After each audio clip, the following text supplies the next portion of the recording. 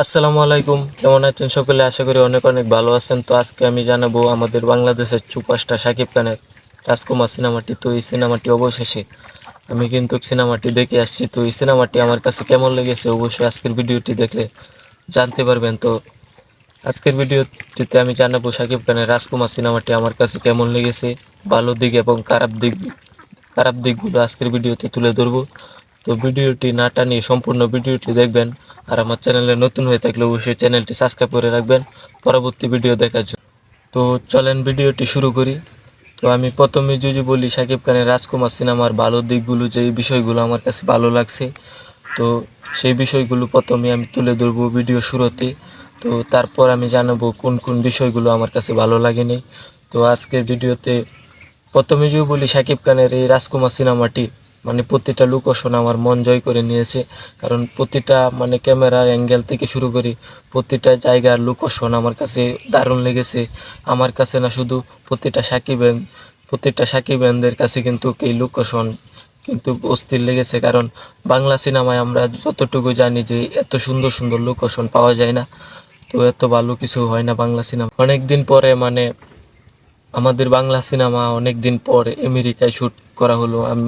আমার কাছে মনে হয় প্রথম কোনো সিনেমা, যেই সিনেমা আমেরিকায় শুটিং হয়েছে। তো এই সিনেমার লোকেশনগুলো ছিল অসাধারণ। কারণ যেই লোকেশনগুলো আমার কাছে অসাধারণ লেগেছে, বাংলাদেশ ও আমেরিকায় এই সিনেমাটা শ্যুট হয়েছে। তো প্রতিটা লোকেশনই আমার কাছে দারুণ লেগেছে। তারপর যদি বলি এই সিনেমার আমার কোন কোন পার্টগুলো ভালো লেগেছে, তারপর যদি বলি এই সিনেমার লাস্টে একটু পার্ট ছিল, যে পার্টগুলো শাকিব খান বাংলাদেশ থেকে আমেরিকায় যায়, আমেরিকাতে সারা আমেরিকা তার মাকে তন্ন তন্ন করে খুঁজে বেড়ায়। তারপর অবশেষে তার মাকে আমেরিকায় না পেয়ে বাংলাদেশে আসে।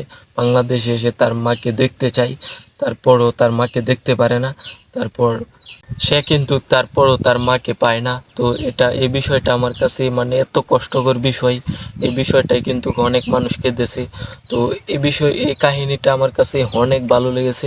কারণ এটা বাংলাদেশে প্রথম কোনো সিনেমা, যে সিনেমার লাস্টে অসাধারণ একটি কাহিনী দিয়ে সিনেমাটা শেষ হলো।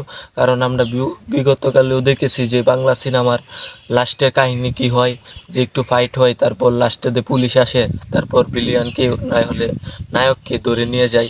তো এটা যেন একটা অভ্যস্ত হয়ে গিয়েছিল। কিন্তু এটা থেকে বেরিয়ে এসে যে এত সুন্দর একটি সিনেমা তারা করেছে, তার জন্য আমি তাদেরকে অসংখ্য ধন্যবাদ জানাই।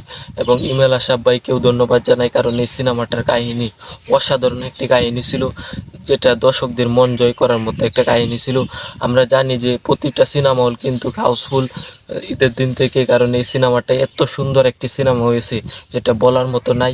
কথা বলতে গেলে এই সিনেমাটা অসাধারণ একটি সিনেমা হয়েছে। যে সিনেমাটার কথা আর কি বলবো ভাই, প্রিয়তমা থেকে হাজার গুণ কিন্তু ভালো এই সিনেমাটা হয়েছে। তো এই সিনেমাটা এক কথাই বলতে হবে যে এই সিনেমাটা অসাধারণ ছিল। তো প্রতিটা সিন, প্রতিটা পার্ট আমার কাছে ভালো লেগেছে। তো এবারে যদি আমি ভিডিওর লাস্ট প্রান্তে চলে এসেছি, এবার যদি আমি সিনেমার খারাপ দিকগুলো বলি, তাহলে অবশ্যই বলতে হবে যে এই সিনেমার ফাইটটা আমার কাছে তেরকম লাগে নাই। কারণ এই সিনেমার ফাইটটা কিন্তু তেরকমভাবে তারা করতে পারে নাই। তো ইমেল আসাফ ভাই এক সময় বলেছিল যে এই সিনেমার অ্যাকশানে তারা অনেক টাকা খরচ করেছে। এই সিনেমার অ্যাকশানটা বাংলাদেশ থেকে ভারত যায়, কিন্তু ভারতের চেন্নাইয়ে কিন্তু এই সিনেমার ফাইটগুলো কিন্তু তারা করেছে।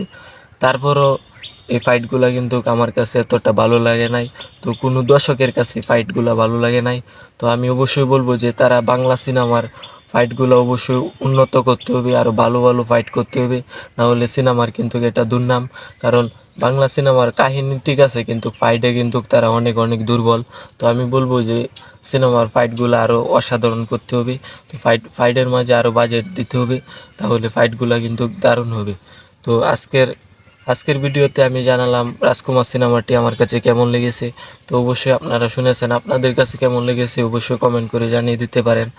আর ভিডিওটি ভালো লাগলে অবশ্যই একটি লাইক করবেন, আর কমেন্ট করতে ভুলবেন না। আজকের ভিডিওটি এই পর্যন্তই। আল্লাহ হাফেজ।